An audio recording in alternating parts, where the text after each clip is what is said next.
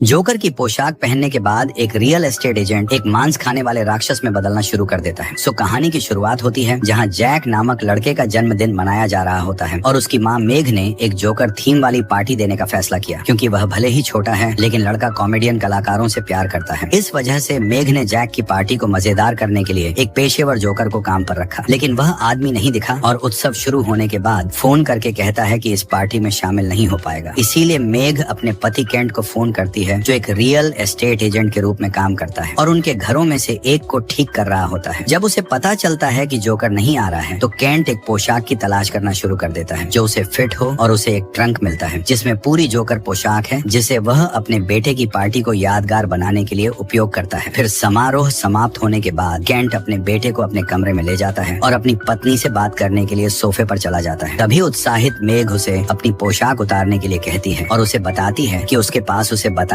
के लिए एक बड़ा सरप्राइज है, लेकिन जैसे ही वह चली जाती है केंट अपनी पत्नी के लौटने से पहले सो जाता है। फिर अगली सुबह जैसे ही केंट उठता है मेघ उसे जैक को स्कूल ले जाने के लिए बुलाते हुए कहती है कि इसे पहले से ही देर हो चुकी है और उसे नई पोशाक पहनने के लिए कहती है क्योंकि उसे एक मीटिंग में जाना है। तभी केंट मना करने की कोशिश करता है लेकिन उसके बेटे को पहले से ही देर हो चुकी है और वह जाने के लिए स्वीकार कर लेता है। जब जैक अपनी कॉफी खत्म करता है तो केंट अपना चेहरा धोने के लिए बाथरूम में जाता है, लेकिन बहुत रगड़ने के बाद भी मेकअप नहीं उतरता है तो केंट समय ने गवाते हुए जैक को स्कूल छोड़ने के लिए चला जाता है। फिर अपने घरों में से एक में जाने का फैसला करता है। जब वह वहां पहुंचता है तो रियल एस्टेट एजेंट उन कर्मचारियों से बात करना शुरू कर देता है जो कालीन हटा रहे होते हैं, लेकिन वह जोकर की पोशाक में होता है इसलिए कोई उसे पहचान नहीं पाता है। तो अपना परिचय देने के बाद ब्रोकर कर्मचारियों को अंदर ले जाता है और उसका मेकअप हटाने के लिए बाथरूम में जाता है, लेकिन मेकअप अपनी जगह पर ही रहता है और निराश केंट विग और नोज हटाने की कोशिश करता है लेकिन कुछ भी नहीं निकलता है। फिर परेशान केंट जोकर की पोशाक उतारने की कोशिश करता है लेकिन वह अपनी पूरी ताकत लगाने के बाद भी इसे नहीं हटा पाता है। तभी केंट दराज से एक ब्लेड लेता है और पोशाक को काटने की कोशिश करता है, लेकिन वह केवल इतना ही कर पाता है कि उसकी कलाई पर एक भयानक घाव हो जाता है। पट्टी बांधने के बाद वह व्यक्ति कमरे में अन्य श्रमिकों के पास जाता है और एक छोटा चेंसो उठाता है और उसे अपनी छाती के पास रखता है और पोशाक को काटने के लिए उसे चालू करता है। हालांकि यह एक बुरा विचार है। आदमी अपनी पूरी ताकत पोशाक को उतारने की कोशिश में लगाता है लेकिन वह केवल आरी को तोड़ने में कामयाब होता है। फिर निराश केंट हार मान लेता है और घर जाता है। यह देखकर कि उसका पति अभी भी जोकर की पोशाक पहने हुए है तो मेघ पूछती है कि उसने अपनी पोशाक क्यों नहीं उतारी है और केंट उसे वह सब बताता है जो उसे उतारने की कोशिश में उसने सहा था। हालांकि वह उस पर विश्वास नहीं करती है तो मेघ अपने चिकित्सकीय उपकरण लेती है और अपने पति की नाक में लगी लाल गेंद को बाहर निकाल कर की कोशिश करती है, लेकिन गेंद इस तरह फंसी हुई है कि उसके साथ मांस का एक टुकड़ा निकल आता है। जबकि आदमी दर्द में चिल्लाना शुरू कर देता है और कुत्ता उसकी जोकर वाली नाक खा जाता है, इसलिए मेघ उसकी मदद करने के लिए आगे आती है, ये महसूस करते हुए कि विग ने केंट के असली बालों की जगह ले ली है। फिर शोर सुनकर जैक बाथरूम में चला आता है और मेघ को अपने पति को छोड़कर लड़के को बिस्तर पर ले जाना पड़ता है क्योंकि उसकी नाक पर घाव है। फिर केंट अस्पताल जाता है जहां डॉक्टर उसे पट्टी बांधता है और घर वापस आने पर ब्रोकर को असामान्य रूप से भूख लगने लगती है, लेकिन भले ही वह केक और अन्य भोजन खाता है फिर भी उसका पेट अभी भी गड़गड़ा रहा था। फिर अगली सुबह मेघ जैक को स्कूल ले जाने के लिए उठती है और पाती है कि उसका रसोई घर पूरी तरह से बिखरा हुआ है। साथ ही उसके पति का एक नोट भी है जिसमें कहा गया है कि वह पता लगाने जा रहा है कि उस घर में क्या हो रहा है जहां उसे पोशाक मिली थी। तभी केंट कंपनी को कॉल करता है और अपने सचिव से रिकॉर्ड की जांच करने के लिए कहता है कि इस संपत्ति का मालिक कौन है, लेकिन जब वह महिला से बात कर रहा होता है तो उसे पता चलता है कि पोशाक की पेटी जंजीर से बंधी हुई है और वह खुद कागजी कार्रवाई की जांच करने का फैसला करता है। जब वह कार्यालय पहुंचता है तो केंट एक फाइल लेता है और दस्तावेज पढ़ने के लिए कैफेटेरिया में जाता है और पाता है कि मार्टिन कार्लसन पिछले मालिक का निधन हो गया है। वह इस बारे में सोच रहा था कि क्या किया जाए। तभी केंट ने देखा कि एक बच्चा उसे देख रहा है और उसका पेट और भी ज्यादा गर्जना शुरू कर देता है, भले ही उसने अभी अभी कई व्यंजन खाए हों। फिर केंट एक हेलोवीन पोशाक की दुकान में जाता है और एक आदमी का नंबर प्राप्त करता है जिसका उपनाम मार्टिन है। फिर कुछ समय बाद केंट उसे नंबर पर कॉल करता है क्योंकि वह पोशाक के बारे में बात करना चाहता था, लेकिन किसी कारण से दूसरी तरफ का आदमी डरा हुआ था और वह पोशाक को न छूने की विनती करता है, लेकिन केंट चौंक कर कहता है कि वह पहले से ही पहन चुका है और आदमी तुरंत उसे अपने घर का पता देते हुए और उसे वहां आने के लिए करता है। फिर कुछ समय तक गाड़ी चलाने के बाद रियल एस्टेट एजेंट उस स्थान पर पहुंचता है और उसे घर के पूर्व मालिक के भाई बर्ट कार्लसन से मिलता है जो अपना परिचय देने के बाद उसे एक कप चाय देता है और पोशाक की उत्पत्ति के बारे में थोड़ा समझाता है और कहता है कि उसने और उसके भाई ने इसे एक असफल जोकर के लिए बनाया था। तभी जिज्ञासु केंट पूछता है कि वे पोशाक कैसे उतारेंगे और बर्ट उसे जोकर की उत्पत्ति के बारे में थोड़ा बताते हुए जवाब जवाब देता है कि यह सफेद त्वचा और लाल नोज वाला एक प्राणी था जो कि बर्फीले पहाड़ों में अपना पेट भरने के लिए रहता था। जोकर अपनी गुफा में 5 बच्चों को फुसला कर ले जाया करता था और सर्दियों के हर एक महीने में एक को खा जाता था। अब यह कहानी भुला दी गई है और जोकर ऐसा कुछ बन गया है जिसे ज्यादातर बच्चे पसंद करते हैं। तभी अचानक केंट को चक्कर आने लगता है और वह पूछता है कि वह उसे यह क्यों बता रहा है, लेकिन बर्ट के जवाब देने से पहले ही वह बेहोश हो जाता है और कुछ समय बाद केंट जाग जाता है तो ड्रेस निर्माता उसे बताता है कि चाय से उसे काफी देर तक सोना चाहिए और बर्ट फिर कहता है कि उसके शरीर के अंगों को काट देना ही राक्षस को रोकने का एकमात्र तरीका है। ये सुनकर केंट निराश हो जाता है और आखिरी क्षण में अपने बंधनों से आजाद हो जाता है, लेकिन बर्ट की ब्लेड की चपेट में आ जाता है जो उसके कंधे में फंस जाता है। तभी क्रोधित होकर रियल एस्टेट एजेंट उसके शरीर से ब्लेड निकालता है और उसे बर्ट पर वापस फेंकता है। तभी उसे संभालता है और हाथ में से रिवॉल्वर से उसे निहत्था करने में कामयाब हो जाता है। फिर केंट उसे पूछता है कि वह क्या करना चाहता था और बर्ट उसे जवाब देता है कि यह पोशाक नहीं बल्कि राक्षस की खाल है। तभी बिना यह जाने कि इसका मतलब क्या है, रियल एस्टेट एजेंट वापस घर चला जाता है और मेग को बताना शुरू करता है कि क्या हुआ था और उसे पुलिस को बुलाने के लिए कहता है और अपने कंधे पर ब्लेड से बने घाव के बारे में बात करता है। और हताश केंट उसे बताता है कि बर्ट सोचता है कि वह एक राक्षस है और अपनी पत्नी से किसी को न बताने की विनती करता है क्योंकि सभी सोचेंगे कि वह पागल है, लेकिन बिना कुछ महसूस किए वह सब कुछ बता देता है क्योंकि उसे पता नहीं होता है कि मेग का परिवार जो सोफे पर बैठे सब कुछ सुन रहा था और वह सभी उस पर विश्वास नहीं है। तभी उसका ससुर पूछता है कि केंट की समस्या क्या है और उसे आदेश देता है कि वह अपनी बेटी को जाने दे ताकि यह साबित हो सके कि वह सच कह रहा है। तभी केंट अपने कंधे पर घाव दिखाने का फैसला करता है और सभी को बर्ट को देखने के लिए ले जाता है जो उसकी कार में कैद था, जिससे परिवार को लगता है कि उसने एक निर्दोष व्यक्ति को पकड़ लिया है और उनको लगता है कि यह एक मजाक है। तभी मेग का भाई उसकी जोकर विग उतारने की कोशिश करता है, लेकिन केंट उसका हाथ तोड़ देता है जिससे उसकी पत्नी और उसका बेटा डर जाता है जो खिड़की से देख रहे था ताकि उन्हें और अधिक डर न लगे। केंट वहाँ से निकलने का फैसला करता है और बर्ट के साथ पुलिस स्टेशन जाने लगता है, लेकिन आधे रास्ते में वह बदलने लगता है और उसके हाथ और पैर की उंगलियां बहुत लंबी हो जाती हैं। तभी यह महसूस करते हुए बर्ट आगे कूद रहा है और हथकड़ी का उपयोग करके केंट की गर्दन को कसता है जिससे वह कार पर नियंत्रण खो देता है और एक दीवार से टकरा जाता है। दुर्घटना के बाद ब्रोकर पूरी तरह सुरक्षित वाहन से बाहर निकलता है और बर्ट को बाहर खींचता है और उससे पूछता है कि वह ऐसा क्यों कर रहा है जबकि वह घायल है, लेकिन तभी बर्ट उससे कहता है कि उसे अपनी जान ले लेनी चाहिए इससे पहले कि बहुत देर हो जाए और फिर बेहोश हो जाता है। तभी अचानक केंट एक कार में 2 बच्चों को देखता है जो मदद करने के लिए रुकी है, जिन्हें देख उसका पेट गर्जना शुरू हो जाता है जिससे उसे एक प्रकार का भ्रम हो जाता है जिसके कारण वह जंगल में भाग जाता है और पास के शिविर में एक लड़का बर्तन धोने के लिए ले जा रहा था। तभी केंट अपने पेट में गुर्राहट सुनता है और चारों ओर देखने पर लड़का केंट से मिलता है जो पूछता है कि क्या उसके पास खाने के लिए कुछ है या नहीं, लेकिन वह कुछ भी जवाब नहीं देता है। लड़का स्काउट होने के नाते 2 बार नहीं सोचता है और अजनबी को देने के लिए अपनी जेब से एक कुकी निकालता है, लेकिन जब वह करीब आता है तो केंट युवक की बांह पकड़ लेता है और एक ही बार में उसकी उंगलियां काट देता है। अगली सुबह मेग स्कूल के प्रिंसिपल के पास जाती है और उनसे केंट को जैक को न ले जाने के लिए कहती है। अनुरोध करने के बाद मेग अपने बेटे को अलविदा कहती है और चली जाती है, लेकिन कोल्टन और अन्य छात्र मेग को जैक को चूमते हुए देख लेते हैं और लड़का पहली बार बदमाशों का निशाना बन जाता है। तभी केंट को पता चलता है कि उसके मूल दांत गिर रहे हैं और वह अपने आप को खत्म का फैसला करता है। फिर अपने घरों में से एक में छिपने के लिए जाता है। जैसे ही वह दरवाजा खोलता है, केंट का स्वागत एक लड़के द्वारा किया जाता है जो उससे बात करना शुरू कर देता है, जिससे उसका पेट जोर से गर्जना शुरू कर देता है। हालांकि वह बहुत भूखा था, फिर भी केंट ने लड़के को दूर रहने के लिए कहा और खुद को घर के अंदर बंद कर लिया और दरवाजे के सामने बैठकर घर में प्रलोभन का विरोध करने की कोशिश की। और घर में मेघ उस कुत्ते को नियंत्रित करने की कोशिश कर रही है जो केंट की नाक खाने के बाद पागल हो गया है। तभी अचानक उसे अपने पति से एक कॉल आता है जो कहता है कि वह जो कुछ भी हो रहा है उसके लिए उसे खेद है। फिर अंत में आदमी कहता है कि यह एकमात्र तरीका है और कॉल समाप्त करता है, जिससे मेघ और भी ज्यादा चिंतित हो जाती है और फोन रखने के बाद केंट सब कुछ खत्म करने के लिए रिवॉल्वर का इस्तेमाल करता है और 2 बार बिना सोचे गोली चला देता है, लेकिन कुछ सेकंड के बाद बेहोश होकर वह जागता है जैसे कि कुछ भी नहीं हुआ था, क्योंकि यह तरीका काम नहीं करता है। तो रियल एस्टेट एजेंट एक निर्माण स्टोर में जाता है और कुछ आरी और साथ ही घर में कुछ अन्य सामग्री खरीदता है और दूसरी ओर मेघ अपने पति के पीछे जाने का फैसला करती है और वह जहाँ छिपा हो सकता है वहाँ उसकी तलाश में विभिन्न संपत्तियों में जाती है जहाँ वह छिपा हो सकता है। जब वह खोजती है तो दूसरी ओर केंट एक बाजार गैम्बिट सेट करता है जिसमें 2 आरी एक दूसरे के सामने रखता है और एक कुर्सी पर बैठता है और ब्लेड में सिर के बल गिरता है, लेकिन कुछ नहीं हो पाता है। फिर थोड़ी देर बाद अपनी हिम्मत जुटाने की कोशिश करते हुए आदमी अपना संतुलन खो देता है और आरी पर गिराते हुए बगल में गिर जाता है और पूरी तरह से सही सलामत बाहर निकलता है। उसी समय लड़का यह देखने के लिए घर में प्रवेश करता है कि क्या वह ठीक है, और टूटे हुए ब्लेड के एक हिस्से से टकरा जाता है और बेजान होकर जमीन पर गिर जाता है। पहले तो दोषी महसूस करने के बावजूद केंट का पेट जल्द ही गर्जना शुरू कर देता है और वह अपना पहला विचित्र भोजन करता है, ये न जानते हुए कि उसका पति क्या खा रहा है। मेघ घर पर आती है और दरवाजा खोलना शुरू करती है ताकि पता न चले, लेकिन केंट उसे दरवाजा न खोलने के लिए कहता है और महिला उसे शांत करने के लिए वह सब कुछ करती है और उसे बताती है, मैं तुम्हें घर ले जाने आई हूँ। जब केंट जवाब नहीं देता है तो मेघ कहती है कि उसे उसकी जरूरत है और बताती है कि वह गर्भवती है और कहती है कि यही वह बात है जो वह उसे उस दिन बताने जा रही थी जब उसने पोशाक पहनी थी। जिसे सुनकर केन दरवाजा खोलता है और मेघ से उसे ले जाने के लिए कहता है और तहखाने में केवल लड़के की हड्डियां छोड़ देता है। तभी केंट उसे बताता है कि वह बदल रहा है और अपनी पत्नी से उसे जंजीरों में बांधने के लिए कहता है और कहता है कि उसे किसी भी हालत में उसे बाहर नहीं आने देना चाहिए। फिर अपने पति को बांधने के बाद मेघ समझना चाहती है कि क्या हो रहा है और बर्ट की पुस्तक पढ़ना शुरू करती है, जिसमें कार्लसन भाइयों के बारे में एक शीर्षक और बर्ट की एक जोकर पोशाक पहने हुए तस्वीर मिलती है। वह जानना चाहती है कि वह इसे हटाने में कैसे कामयाब रहा। फिर मेघ अस्पताल में ड्रेस निर्माता के पास जाती है और सवाल पूछना शुरू करती है, क्योंकि वह बोल नहीं सकता है। इसीलिए आदमी एक नोटबुक में लिखता है कि केंट कहाँ है और साथ ही कहता है कि वह एकमात्र व्यक्ति है जो उसकी मदद कर सकता है। लेकिन महिला सच नहीं बताना चाहती थी कि वह कहाँ है और बर्ट उसे केंट पर भरोसा न करने के लिए कहता है और उसे जवाब देने से इनकार कर देता है। गुस्से में मेघ पूछती है कि उसे पोशाक कैसे मिली और उसे वह फोटो दिखाती है जो उसने पाई थी, लेकिन यह बर्ट को परेशान कर देता है और नर्स उसे बाहर जाने के लिए कहती है। फिर अधिक पता लगा के लिए मेघ उस घर में जाती है जहाँ केंट ने सूट पाया था और एक कुर्सी पर इशारा करते हुए एक कैमरा ढूंढती है जिसमें हथकड़ी लगी हुई है, जबकि महिला रिकॉर्डिंग का विश्लेषण करती है। और दूसरी ओर जैक स्कूल में अपने पिता के बारे में सोचते हुए रो रहा था। तभी कोल्टन जैक के पास जाता है और उसे चिढ़ाना शुरू कर देता है और उसके माता पिता का अपमान करता है, जबकि वह गुस्से में जैक के चेहरे पर लगाने के लिए अपने हाथ में गोंद भरता है। तभी जैक बदमाश के हाथ काटता है और नियत समय से पहले वापस घर भागना शुरू कर देता है। शहर भर में दौड़ने के बाद जैक घर आता है और अपनी माँ की तलाश करता है। जब मेघ घर में नहीं मिलती है तो वह चारों ओर तलाश करता है। तभी जैक को तहखाने में से आवाज आती है, जिसे सुनकर लड़का नीचे जाता है और केंट को जंजीरों से बंधा हुआ पाता है, बिना यह एहसास किए कि यह अब उसका पिता नहीं है। लड़का उसके पास जाता है और उसे स्कूल में बदमाशों के बारे में बताता है कि कोल्टन उसके चेहरे पर गोंद रगड़ना चाहता था। तभी मेघ भी घर पर वापस आकर रिकॉर्डिंग देखती है, जिसमें जोकर की पोशाक पहने हुए किसी व्यक्ति को इधर उधर भागते हुए देखती है और मेघ कैमरा घर ले जाने का फैसला करती है। जब उसे एक दोस्त का फोन आता है जो जैक को स्कूल से लेने वाला था, लेकिन जैक स्कूल में नहीं था, जिसे भ्रमित होकर महिला अपने घर जाती है और अपने बेटे को ढूंढना शुरू करती है तो उसे लिविंग रूम में सुरक्षित पाती है। फिर भी डरी हुई महिला पूछती है कि जैक ने स्कूल क्यों छोड़ा और उसके पिता कहाँ हैं। तभी केंट कोल्टन के घर पे जाता है जहाँ वह अपने दोस्तों के साथ कॉल पर हेलो गेम खेल रहा था। जब वह अपने पीछे किसी को देखता है, लड़के ने अपने दोस्तों को एक घुसपैठिए के बारे में चेतावनी दी और एक अजनबी की तलाश में खुद का बचाव करने के लिए ननचाकू लेने चला गया। कोल्टन केंट को ढूंढता है और पूछता है कि क्या जैक वहाँ है, क्योंकि जोकर कॉल पर दोस्तों में से एक के पास आता है जो इस बारे में बात करता है कि कोल्टन गोंद के साथ क्या करना चाहता था, ये पुष्टि करते हुए कि लड़का वास्तव में जैक को परेशान करता है और अगले दिन उसे मारने की योजना बना रहा था। यह सुनकर जोकर कोल्टन की गर्दन पर कूदता है और उसे क्रूरता से खा जाता है और उसका दिल मेघ टेलीविजन पर फेंक देता है। और दूसरी ओर मेघ अपने बेटे के साथ बाहर जाने के लिए पैकिंग शुरू करती है। जब उसे पता चलता है कि उसका कुत्ता पागल हो गया है, ठीक वैसे ही जैसे केंट है, लेकिन जैसे ही वह उन्हें खाने वाला होता है तभी बर्ट प्रकट होता है और कुत्ते को मार देता है। अपने कुत्ते को जान गंवाते देख महिला सदमे में आ जाती है और बर्ट को उसे आश्वस्त करना पड़ता है कि केंट कहाँ है, लेकिन उसे भी नहीं पता है। तभी बर्ट उसे सूट के बारे में सच्चाई बताता है कि उसे यह आइसलैंड से एक शिपमेंट में अपने स्टोर में दुर्घटनावश मिला था। आदमी ने पोशाक को किसी सर्कस को बेचने से पहले अपने स्टोर से गुजरने वाले किसी भी अन्य उत्पाद की तुलना में एकदम सही स्थिति में पाया था। बर्ट पोशाक का अच्छा उपयोग करना चाहता था और उसने अस्पताल में बच्चों को खुश करने के लिए एक जोकर की पोशाक पहनने का फैसला किया, जहां मार्टिन ने इलाज ढूंढने का वादा किया था। वादे के बाद बर्ट बेहोश हो गया और कुछ दिनों बाद ही बिना पोशाक के और अभिशाप के टूटने के बाद होश में आया, जबकि उसका भाई प्रेतग्रस्त था। मार्टिन ने अस्पताल से 5 बीमार बच्चों को लिया और उन्हें शैतान को दे दिया, आइसलैंडिक सर्दियों के प्रत्येक महीने के लिए एक। जब उसे वह मिल गया जो वह चाहता था तो दानव ने बर्ट की कल्पना को हटा दिया और उसे उसके बाद अपना जीवन जीने दिया। बर्ट ने अगले कुछ साल अभिशाप को तोड़ने का तरीका सोचने में बिताए, जबकि मार्टिन ने कहानी सुनने के बाद अंत तक पोशाक की रक्षा की। मेग कहती है कि उसका पति किसी को खा नहीं पाएगा और बर्ट उसे स्काउट की उंगलियां दिखाता है, जिसे उसने फिर से ऐसा होने से रोकने के लिए काट दी थी। फिर बर्ट पूछता है कि केंट कहाँ गया और जैक उसे ये बताने के लिए आया कि उसके पापा कोल्टन के पास गया है। फिर मेग जैक को अपने पिता के घर ले जाती है और बिना कोई और स्पष्टीकरण दिए गाड़ी चलाकर चली जाती है। फिर कोल्टन के घर पर दोनों पहुंचते हैं और केंट का कोई निशान नहीं पाते हैं। वहाँ केवल लड़के का आंशिक रूप से भस्म हुआ शरीर पाते हैं। तभी संभावित स्थानों के बारे में सोचते हुए जहाँ वह हो सकता है, तभी मेग को याद आता है कि उसके पास में एक ऐसी चीज है जिसे हमें उसका पता लगा सकते हैं। और जब वे उस स्थान पर पहुंचते हैं तो उसे खोजने के लिए वहां जाने का फैसला करती है। मेग बर्ट को कार में इंतजार करने के लिए कहती है और अपने पति को रेस्तरां के अंदर उसके पास लाने का वादा करती है। तभी एक लड़का अपने छोटे भाई की तलाश में एक सुरंग में प्रवेश करता है और वह उस जगह के चारों ओर रेंगता है। तभी उस लड़के को खून और हाथ के निशान से ढका हुआ एक हिस्सा मिलता है, लेकिन वह अभी भी डर महसूस नहीं करता है और अपने भाई की तलाश जारी रखता है। तभी लड़का देखता है कि केंट पूरी तरह से उसके भाई को निगलने की कोशिश कर रहा है। जैसे ही वह यह दृश्य देखता है, युवक जोकर का ध्यान भटका देता है ताकि उसका छोटा भाग सके, लेकिन अंत में वह उसे निगल लेता है, जिससे उसका खून स्लाइड से नीचे बहने लगता है और अन्य परिवार सतर्क हो जाते हैं, जो हताश होकर इधर उधर भागने लगते हैं। तभी मेघ अपने पति की तलाश जारी रखती है, लेकिन उसे बर्ट द्वारा रसोई घर में खींच लिया जाता है। वह आदमी उसे फर्श पर कुछ खून के निशान दिखाता है और उसे महिला को सीधे उस स्थान पर ले जाने के लिए कहता है जहाँ केंट उलझन में है। वह आदमी पूछता है कि क्या हुआ। तभी मेघ कहती है कि वे वहाँ मदद कर रही हैं, जबकि युगल बात कर रहे हैं। तभी वहीं पर बर्ट प्रकट होता है और एक कुल्हाड़ी से केंट का सिर काटने की कोशिश करता है, जिससे वह पागल होकर अपने प्रेतग्रस्त रूप में वापस आ जाता है और बर्ट को गिरा देता है और लगभग उसे खा जाता है। लेकिन मेघ उसे किसी कारण से ऐसा न करने की विनती करके उसे रोकने में सफल हो जाती है और केंट उसे एक मौका देने का फैसला करता है और कहता है कि अब केवल एक बच्चा बचा है जिसे उसे खाना है, और उससे कहता है कि उसे एक देना होगा, अन्यथा जैक उसका आखिरी शिकार होगा। तभी पुलिस आती है और मेघ रेस्तरां छोड़ देती है और बर्ट को पुलिस द्वारा पकड़ लिया जाता है क्योंकि बाहर मुख्य संदिग्ध वही था। तभी मेघ अपने पिता को फोन करती है और उसे जैक के साथ भाग जाने के लिए कहती है, जबकि उसके पिता पूछते हैं कि क्या हो रहा है। तभी महिला एक खोए हुए बच्चे को देखती है और उसे लेने के लिए कॉल समाप्त करती है, लेकिन जैसे ही वह उसे पकड़ डालने वाली होती है, तभी लड़के की माँ प्रकट होती है और उसे गले लगा लेती, यह नहीं जानती कि क्या करना है। फिर मेघ अपनी कार के पास जाती है और रेडियो सुनना शुरू करती है। जब एक लड़की उसकी खिड़की पर सवारी के लिए दस्तक देती है, इसलिए वह मौका बर्बाद नहीं करना चाहती। महिला कहती है कि वह मदद करेगी और लड़की की नींद का फायदा उठाते हुए उसे नियत स्थान पर ले जाने के लिए गाड़ी चलाना शुरू कर देती है। जब वे अपने गंतव्य पर पहुंचते हैं तो तभी मेघ लड़की को जगाती है और उसे कार से बाहर निकलने के लिए कहती है, लेकिन लड़की डर जाती है और खिड़की पर पीटना शुरू कर देती है। तभी एक पुलिसकर्मी प्रकट होता है और लड़की से बात करने के लिए इंतजार करने के लिए कहता है और महिला हैरान है कि राक्षस क्यों नहीं दिखाई दिया है और इस निष्कर्ष पर पहुंचती है कि वह जैक के पीछे चला गया है। फिर शहर में वापस ड्राइविंग करते हुए अपने पिता से बात करने की कोशिश कर रही है, क्योंकि वह उसकी कॉल का जवाब नहीं देते हैं। इसीलिए वह अपने घर चली आई और अपने गंतव्य तक पहुंचने के लिए शहर को पार करती है। वहाँ महिला अपने पिता से मिलती है और समझाना शुरू करती है कि क्या हो रहा है, लेकिन जब वे बात कर रहे होते हैं तो जोकर प्रकट होता है और एक ही झटके में उसके पिता का जबड़ा फाड़ देता है। अपने पिता को अपनी आंखों के सामने अपनी जान गंवाते देखने के बाद मेघ गैरेज की ओर भागती है और राक्षस के प्रकट होने की प्रतीक्षा करते हुए खुद का बचाव करने के लिए एक हथौड़ा पकड़ लेती है। तभी जैक सीढ़ियों से नीचे उतरने लगता है और महिला उसे वापस ऊपर जाने का संकेत देती है। लड़के के जाने के बाद जोकर प्रकट होता है और चेहरे पर एक हथौड़ा लेता है। फिर भी जोकर मेघ को काबू करने में कामयाब हो जाता है और इस तथ्य का फायदा उठाते हुए कि वह भाग नहीं सकती है, उसका पैर कार से दबा देता है और बच्चे को अपने पेट से बाहर निकालने की कोशिश करता है, क्योंकि राक्षस व्यस्त है। तभी मेघ जैक को भागने के लिए चिल्लाती है और वह बंद निकास द्वार की ओर भागता है, जिसे उसे खून की प्यास के साथ सीढ़ियों के नीचे छिपने के लिए मजबूर करता है और मेघ उसके पीछे जाती है एक चाकू के साथ और उसे हथियार से रोकने के प्रयास में उस पर कई बार वार करती है और महिला दानव की गर्दन काटने में कामयाब हो जाती है, लेकिन यह उसे खत्म करने के लिए पर्याप्त नहीं है और जोकर मेघ के कंधे से एक टुकड़ा फाड़ देता है और तुरंत बाद उसे अलमारी के सामने फेंक देता है। अब जबकि महिला बेहोश है, जोकर अपने बेटे की खोज करता है और उसके छिपने की जगह ढूंढ लेता है, लेकिन जगह बहुत छोटी है और दानव यह सोचकर दूर चला जाता है कि उसने हार मान ली है। तभी जैक निकलने की कोशिश करता है। उसी वक्त राक्षस फिर से प्रकट होता है और कुछ ईंटों के साथ निकास को ढक देता है। बाहर निकलने का एकमात्र रास्ता बंद हो गया है। तभी अंडरग्राउंड से जोकर सीढ़ी तोड़ देता है और उसे ऊपर से पकड़ने की कोशिश करता है, लेकिन मेघ समय रहते जाग जाती है और प्राणी के गले में एक जंजीर बांध देती है, क्योंकि वह जैक तक पहुंचने के लिए संघर्ष करता है। तभी राक्षस लगभग अपना ही सिर फाड़ देता है और बहुत कमजोर हो जाता है। फिर मेघ हथौड़ा लेती है और अंतिम प्रहार करने के लिए तैयार होती है। जब केंट राक्षस के अंदर से बोलता है और उससे मदद मांगता है, यह सोचकर कि वह अभी भी उसे बचा सकती है, तभी महिला जैक से किताब और कुछ और जंजीरें लेने के लिए कहती है, लेकिन लड़का यह कहकर मना कर देता है कि यह उसका पिता नहीं है। यह महसूस करते हुए यह काम नहीं किया है। फिर राक्षस एक बार फिर उन पर हमला करने की कोशिश करता है और एक हथौड़े से इतना जोरदार प्रहार खाता है कि उसका सिर उसके शरीर से अलग हो जाता है, जिससे भारी मात्रा में रंगीन खून बाहर निकलता है और वह राहत महसूस करते हुए अपने बेटे को गले लगाती है और माफी मांगना शुरू करती है। तभी दानव जैक के पैर को पकड़ लेता है और महिला अपने हाथ से अंतिम तंत्रिका अंत को चीर कर निकाल देती है और जोकर का शरीर घुलना शुरू हो जाता है। केवल केंट का सिर और पोशाक पीछे रह जाती है। इन सभी अपराधों के बाद पुलिस जांच शुरू करती है और केंट की सारी चीजें सबूत के तौर पर ले लेती है, जिसमें सूट भी शामिल है। सो इसी सस्पेंस के साथ ये कहानी यहीं पर समाप्त होती है। कहानी कैसी लगी हमें कमेंट सेक्शन में जरूर बताएं।